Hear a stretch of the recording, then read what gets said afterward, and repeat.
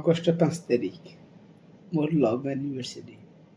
ଆଉ 4 ତାରିଖ ଦିନ ତାର ମୋର ଭୀଷଣ ଝଗଡ଼ା ଲାଗିଥିଲା। କାରଣ ବାସ୍ ଏତିକି ଥିଲା ଯେ ଆନିଭର୍ସରୀରେ କୁଆଡ଼େ ବୁଲେଇବାକୁ ନେଉନାହିଁ। ସେ କହିଲା, ତୁମେ ମୋତେ ଭଲ ପାଉନାହିଁ, ତୁମେ ମୋତେ ସମୟ ଦେଉନାହିଁ।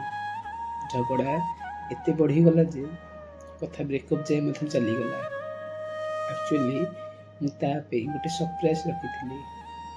ଆଉ ତାକୁ କହିଦେଲି ଯେ ଅଫିସରୁ ଛୁଟି ମିଳିଲାନି, ଆମେ ଆଉ କେବେ ବୁଲିବାକୁ ଯିବା।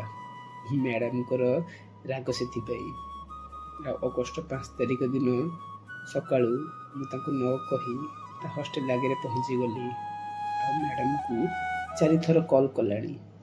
ମ୍ୟାଡ଼ାମ ରାଗରେ କଲ୍ ମଧ୍ୟ ଉଠାଉନାହାନ୍ତି। 5 ଥର ବେଳକୁ ମ୍ୟାଡ଼ାମ କଲ୍ ରିସିଭ୍ କଲେ। ଆଉ କିଛି ନ ଶୁଣି ସିଧା ମୋ ଉପରେ ରାଗିବାରେ ଲାଗିଲେ। କିଛି ସମୟ ପରେ ଯେତେବେଳେ ସେ ଚୁପ୍ ହେଲେ, ମୁଁ କହିଲି, ତଳକୁ ଆସ, ଆମେ ବୁଲିବାକୁ ଯିବା। ମ୍ୟାଡ଼ାମଙ୍କର ଖୁସିର ଠିକଣା ନଥିଲା। ତଳକୁ ଆସି ମୋତେ ଜୋରସେ ଜାବୁଡ଼ି ଧରି ମୋ ଗାଲକୁ ଗେଲ କରିଦେଲେ। ଆମେ ଦୁହେଁ ଚାଲିଗଲୁ ପାଖରେ ଥିବା ଗୋଟେ ଛୋଟ ବୃଦ୍ଧାଶ୍ରମକୁ। ସାଥିରେ କିଛି ଖାଇବା ଓ ଲୁଗାପଟା ମଧ୍ୟ ନେଇଥିଲୁ। କିଛି ସମୟ ବିତେଇବା ପରେ ଆମେ ରାମ ମନ୍ଦିର ମଧ୍ୟ ଆସିଥିଲୁ। ସେଠାରେ ବସୁଥିବା ପାରାମାନଙ୍କୁ କିଛି ଖାଇବାକୁ ଦେଇ ଘରକୁ ଫେରିଲୁ।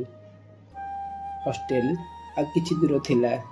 ମ୍ୟାଡ଼ାମ ମୋତେ ପଛପଟୁ ଜାବୁଡ଼ି ଧରି କହିଲେ, I love you, thank you so much ଆଜିର ଦିନ ପାଇଁ।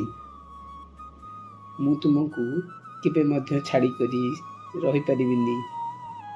ଆଜିକି ଠିକ୍ 5 ବର୍ଷ ହୋଇଗଲାଣି ସେ ମୋତେ ଛାଡ଼ିକି ଯିବାର। କିନ୍ତୁ ଆଜି ମଧ୍ୟ ମୁଁ ପ୍ରତ୍ୟେକ ବର୍ଷ ଅଗଷ୍ଟ 5 ତାରିଖ ଦିନ ସେହି ବୃଦ୍ଧାଶ୍ରମକୁ ଯାଏ କିଛି ସମୟ ବିତେଇବା ପାଇଁ। ହଁ, ହୋଇପାରେ ସେ ମୋ ସାଥିରେ ନାହିଁ, କିନ୍ତୁ ମୁଁ ଏବେ ବି ତା ଖୁସି ପାଇଁ ଭଗବାନଙ୍କ ନିକଟରେ ପ୍ରାର୍ଥନା କରେ। ହାପି ଆନିଭର୍ସରୀ ମାଇ ଲଭ୍। ଯେଉଁଠି ବି ଥାଅ, ଯାହା ସାଥିରେ ବି ଥାଅ, ଖୁସିରେ ଥାଅ ଆଉ ହସୁଥାଅ।